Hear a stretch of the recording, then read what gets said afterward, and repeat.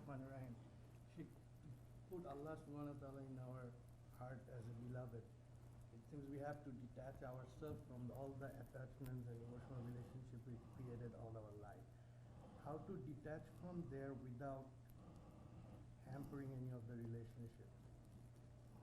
How to have my cake, eat it, and still have my cake too.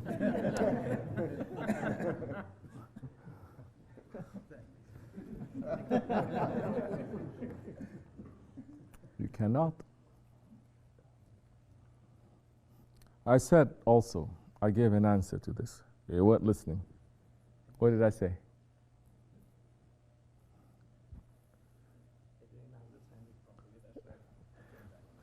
I say simply, let me say one part of it. Once you have Allah as priority, everything else will also fall into priority. Then you'll know how much to love, when to love, who to love also. It is also there because everything is under there with Allah and those whom He loves. Because we're not saying, so stupid to say, for example, I only love Allah, I don't love the Prophet. Whoever think of that, right? I only love Allah, I have no love for the Prophet. Not for us, not for our way. How you can separate Allah from His Prophet? If it's not because of the Prophet, we would not be in existence to know Allah. Showing kind of a low level. Yes. Did Allah come down to you to say, turn to me and look at me and love me? No. Allah sent a messenger. Yes? Good. So,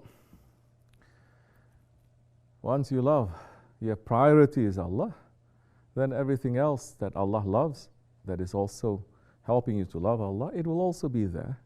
It's not disappearing, but it will be within limits. It is not too much or too little.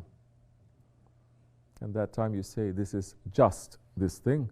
I don't like this person, but what he's saying is just, he's trying to fight for good things. You'll say, I love that too. One that you love, let's say in your family, but he's standing up for oppression and wrong things, but he's your family. You say, no, for Hakk's sake, I don't love that. It starts falling into place. Do you understand me? Good. So it is not saying you cancel everything out. No.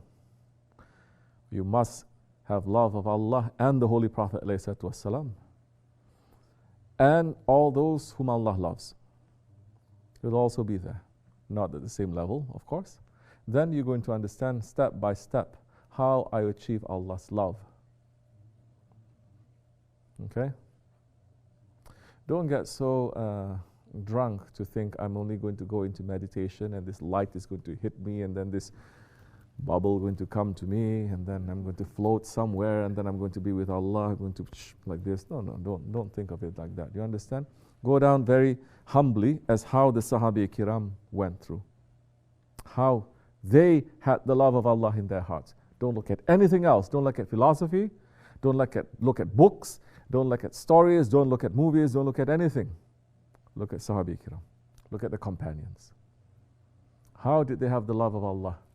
By serving the Prophet ﷺ, by submitting to the Prophet ﷺ. You understand? You cannot go to Allah directly. You cannot. So now the question is, who is going to bring you to the love of the Prophet and to the love of Allah?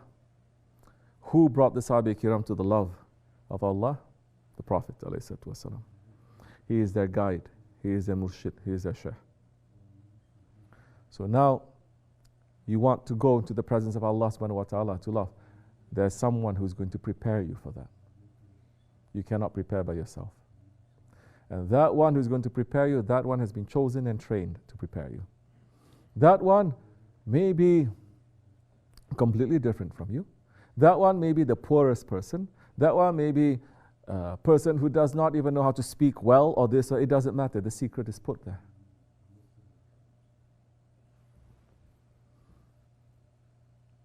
And that one is now going to start cleaning you up to prepare you to meet with your Lord. But there are so many steps before you meet to your Lord. You understand?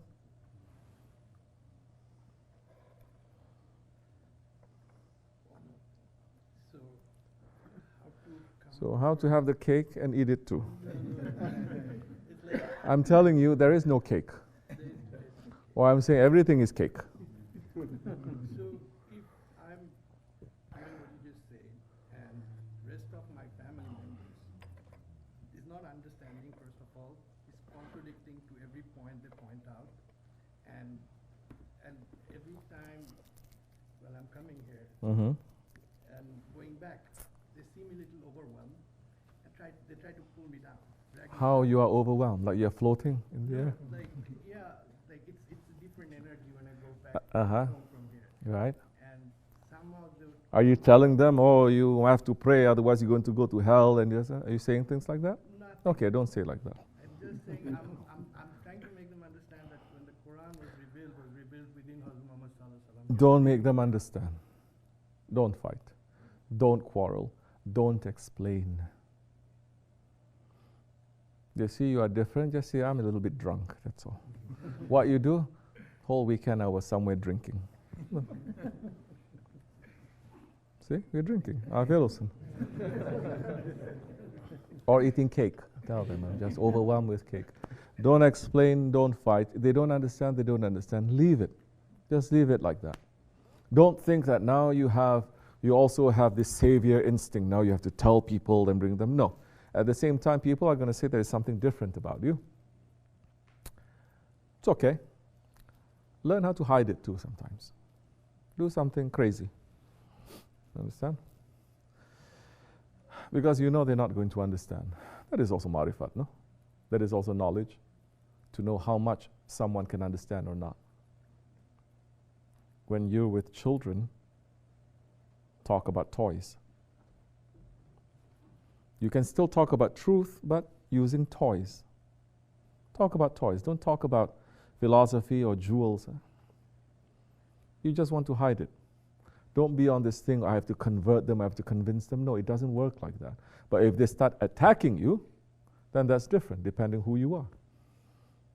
If you're underage, living with your mother and your father, you're eating their money every day, you're not producing anything, they curse at your belief, you cannot say too much because you're eating their food. Yani. If you are the father of the house and you pay all the bills and people start attacking you, that's different. You have the right to defend. You say, draw the line to say, Lakum dinukum waliyaddin. You, your religion, and to me, mine. Don't enter into this subject. Don't talk. We'll get along really well. Let's talk about toys or cake. We don't enter into this. You understand? You have the right, which you must. Draw a line. I'm not saying attacking or fight. Just draw a line. Don't enter into this. Don't talk about this. Be quiet. You have that authority, you have to use that. Otherwise, you're going to be questioned. You don't have that authority, you cannot say so much. Okay? But don't fight. You have to be strong now. A little bit. Okay? And anyway, they have all sorts of ideas. It's okay. It's not the first time. But tell them to come. Tell them, come for zikr. No, astaghfirullah, they're going to say. But they're going to melt. They're afraid the shaitan's going to melt. There are some people that they came here, said, no, I will never, never, never. 1 year, 2 years, 3 years, 7 years. And they come. They say, oh, it's not so bad. It's actually nice. But I only fear they can ask you weird questions. All of you are so boring. I would love some weird questions once in a while. Okay, asking this, I have my cake and eat it. This one saying this one saying that. Come, say some weird things.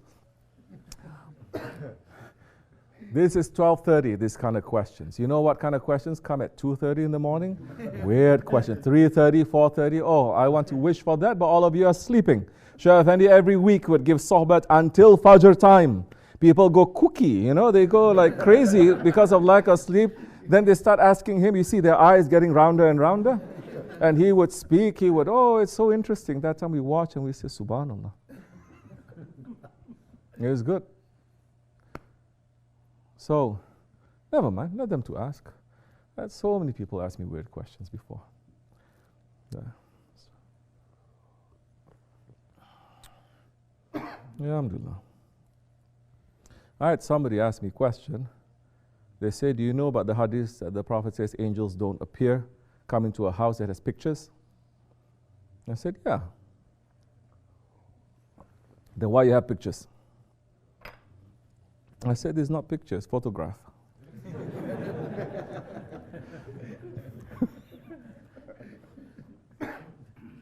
It's not photograph of cat or mountains or dogs. It's a photograph of the friends of Allah. They're not pictures. They're the faces of the friends of Allah, that Allah is looking to their faces. That Allah is saying, if Prophet ﷺ is saying, when you look at the Rijalullah, the Rijal of Allah, they will remind you of Allah. That's why I'm looking, because they remind me of Allah. If you put picture of yourself or your daughter or your father, you're never going to say, I worship them, no? But what are they reminding you of? Or picture of yourself when you were younger, 10 years ago. Every time someone, this is me 10 years ago, I was doing this and this. Nonsense. Nonsense. What we're doing when we look at pictures of our sheikhs, oh, we have to watch ourselves. He is looking, Allah is looking.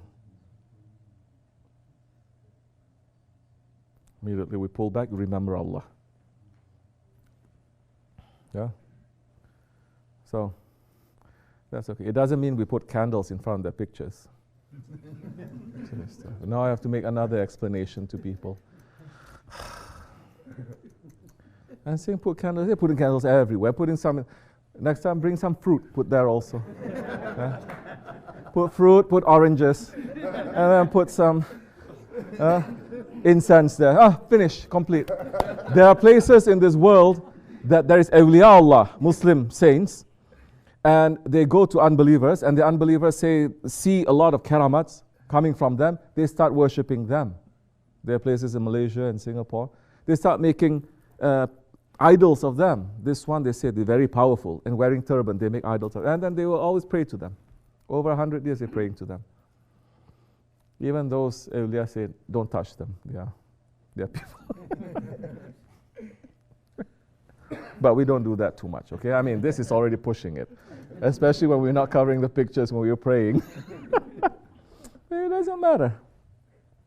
This one, they're saying, oh, now we're worshipping fire. I'll say, Allah, Allah. There was electricity in the time of the Prophet. In fact, electricity is bid'ah. Isn't it? Fire is sunnah. So, but we don't push it. We know how to balance it a little bit. Inshallah. Okay? Yes? At home you put fire in front of the picture, Shaykh Efendi? Because you come from Bangalistan, that's why. You put the tiki also. Children? The children in the house, a lot of children, they see Sheikh's picture, your picture, and they say Allah, Allah. And they kiss themselves. I don't know what kind of, from where they got this idea. Mm-hmm. They can see other things. Yes, of course. They see other things, especially kids before the age of baligh, maturity. Other worlds are open to them here and there. They are surrounded by angels. They are surrounded by angels.